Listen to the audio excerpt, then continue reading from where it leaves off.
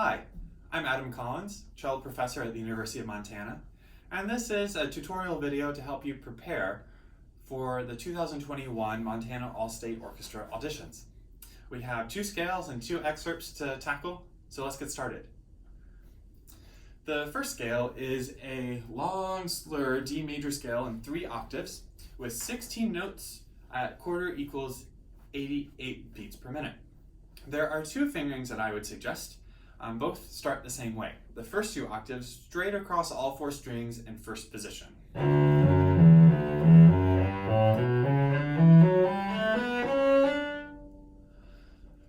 And from here, I have sort of 2 fingerings in mind. One involving a thumb, one without it. If you opt to use the thumb, I think an efficient way of incorporating it is from that 4th finger D, playing 4, 1, 3, 4, thumb, 1, 2, 3. And then just working your way back in reverse through the same fingering.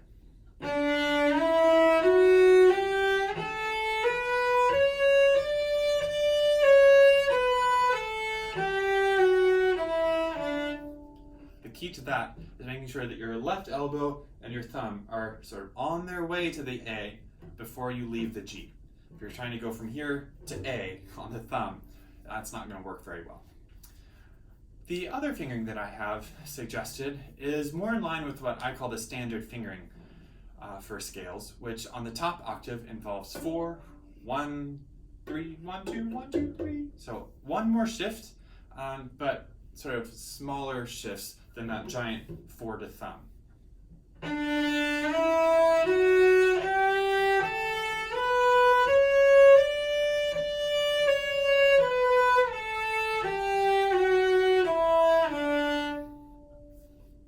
So choose a fingering that works best for you. And of course, if your teacher suggests a different fingering, or if you do something else altogether that you're used to and comfortable with, stick to what you know. But I would suggest investigating these fingerings because I think both are pretty efficient. To get yourself comfortable with the speed of these scales, I would definitely recommend working with your metronome. So I've got my metronome handy at all times when I practice, and I hope you do the same.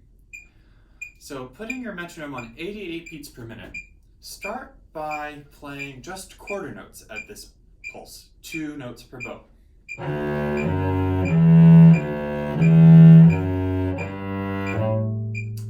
And then you can move to 1/8 notes. And notice the bow is always just playing half notes. Done, 2, 1 and 2 and then we can move to triplets. So 6 notes per bow, 3 notes per beat. And then you're about ready for what's printed, 8 notes per bow, 4 notes per beat. Etc. With the détaché E melodic minor scale, I have a fingering suggested that relies on a lot of half-step shifts and then maximizes the number of open strings that we can use. So on the way up and the way down, we have different notes, C sharp and D sharp on the way up, D natural and C natural on the descent. And so as a result, I have different fingerings on the way up and on the way down. So once again, if you have a fingering that works well for you, disregard my suggestion, but I suggest that you at least try this one out. I think it's pretty efficient. So here is that fingering demonstrated slowly.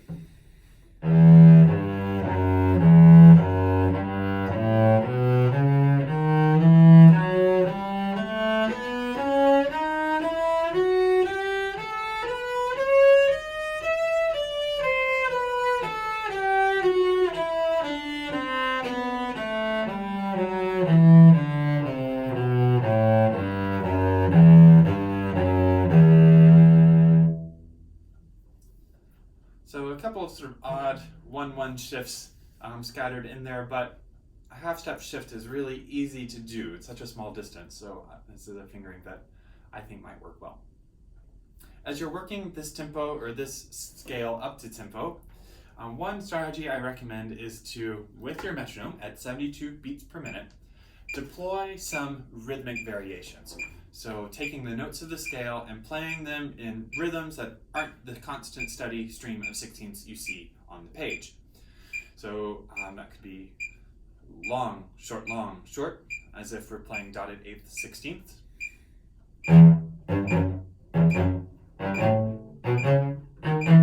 Or short, long.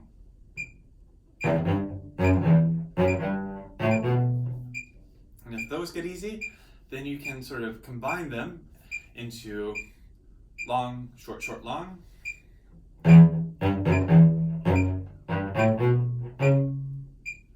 Or short, long, short. And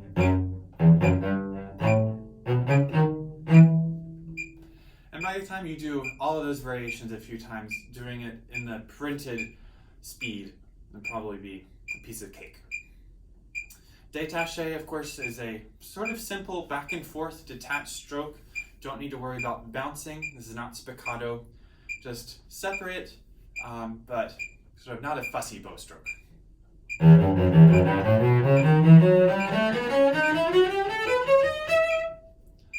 Just back and forth. Nice sort of use of your elbow, keeping your hand relaxed to get that separate sound, but not particularly short, not particularly long type of articulation. All right. Now these excerpts, sort of a study in contrasts. So the first variation, or excuse me, first of the excerpts, Mendelssohn's Midsummer Night's Dream Scherzo, is a really difficult excerpt.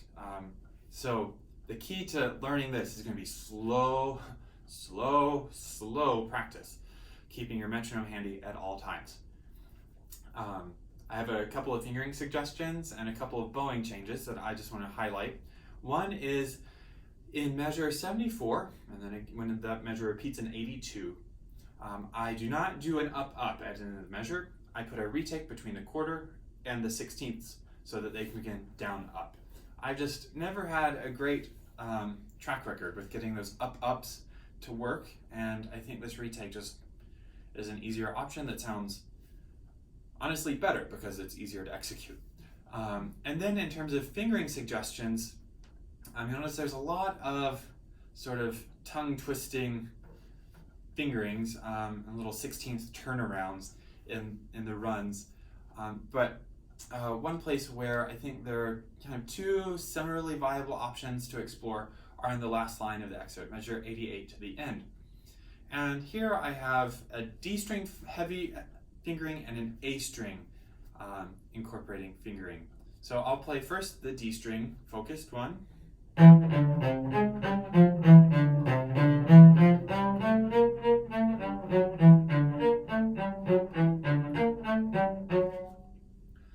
I like that fingering because it keeps it very simple for the bow. The bow just has to repeat its sort of vamp on the D string. There are no string crossings and no open A's to sort of poke out as an accent accidentally. But if you find that shift problematic, particularly this 1 to 3, G to F sharp, it's, I think, okay to go across and use the A string. You just have to be really careful that the open A doesn't poke out.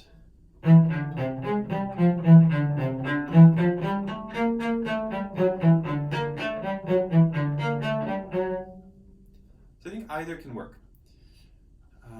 As you're working on this, I would break it into small sections, perhaps one line per day could be your focus. And start very, very slow, like on 8th note equals 60, so that you can play it through without any fear of making a mistake, so that you're sure you're going to play it perfectly. That's how slow you should start. And then after you can play through a line 3 times in a row without any mistakes and comfortably, so with ease rather than just speed, then you can bump up the tempo, maybe by 5%, certainly no more than 10% per increment.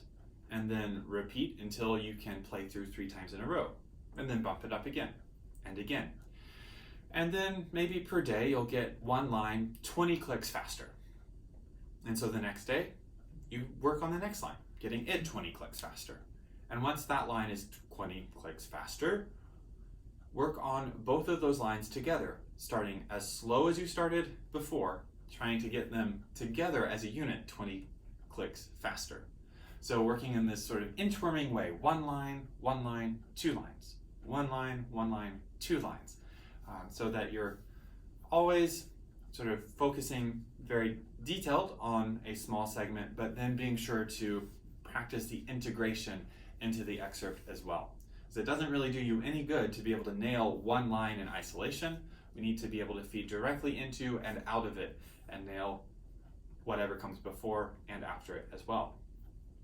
So I'll play through this whole excerpt twice. Once slowly, so you can see the fingerings that I have suggested at work, and then a bit quicker so you can hear some of my articulation thoughts. So nice spiccato stroke throughout. So here's the slow demonstration.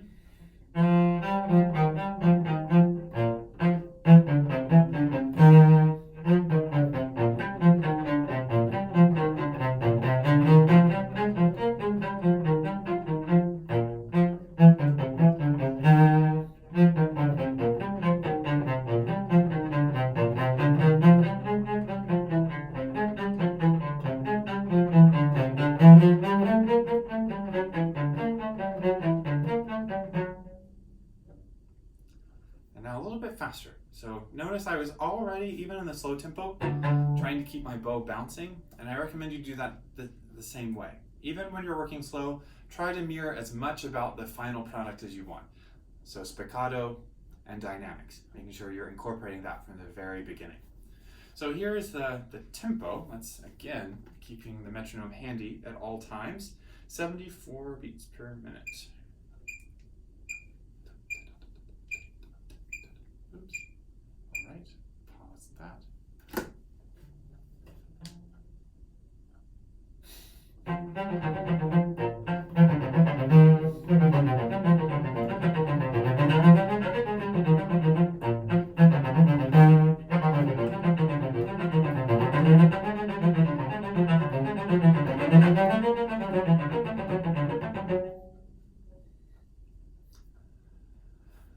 So now let's turn our attention to the Rimsky-Korsakov, something very different. Legato, long, lyrical bow strokes instead of short spiccato ones. In general, I would recommend playing as much of this excerpt as you're comfortable with on the D string. And so I have sort of two lines of fingering suggestions. The fingerings above the staff are for the D string, the fingerings below the staff are for the A string. So I'll demonstrate both slowly so you can see them.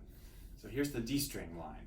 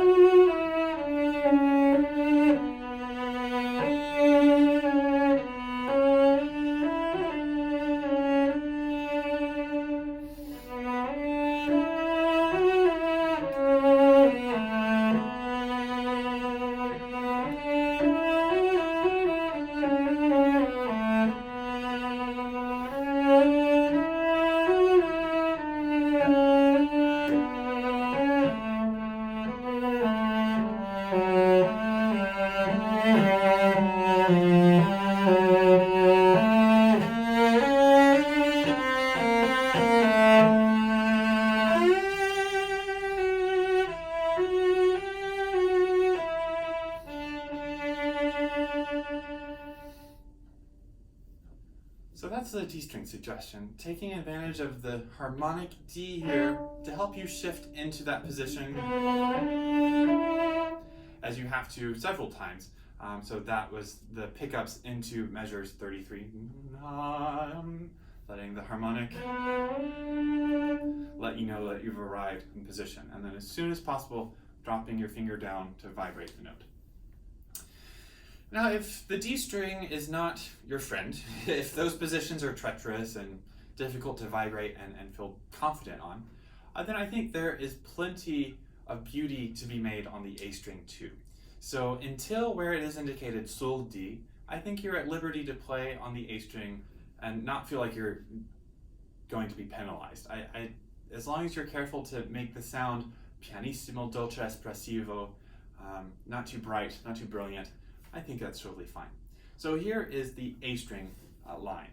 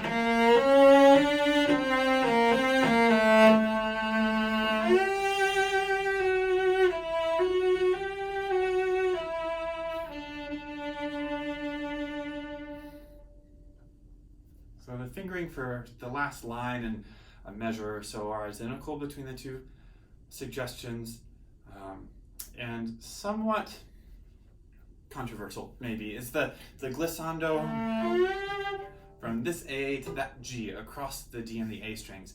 I just find the longer gliss not particularly satisfying to begin with, but then open A doesn't have the possibility of vibrato to help you make that crescendo happen. I think it's just a little bit more beautiful of a solution. So no long open A there. So I was playing it quite under tempo, so it's worth hearing a little bit of this at the suggested tempo of 52 beats per minute. So while this is a lyrical excerpt, it's not really a slow one.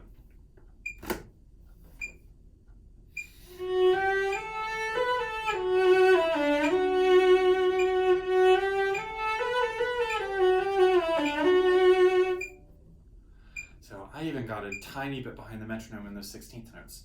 So they really flow. One practice strategy I recommend to make sure that you're really locking that tempo into your sort of inner concept of this excerpt is to, of course, practice with the metronome, but to break everything down into détaché 16th notes. So 8th notes into 2, dotted 8ths into 3, of course 16ths just one at a time. So here's a little bit of the excerpt with that kind of technique deployed.